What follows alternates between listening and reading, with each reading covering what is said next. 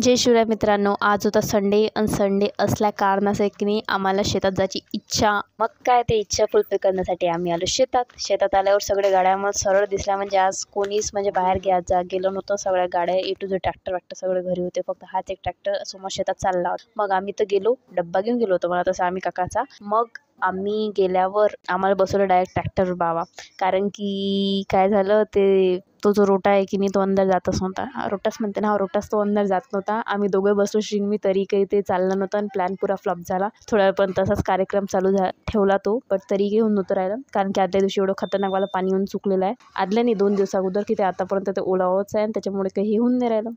मग ते झालं, आम्हाला यायला जिवारते. मग आम्ही वापस चाललो आलो इकडेच.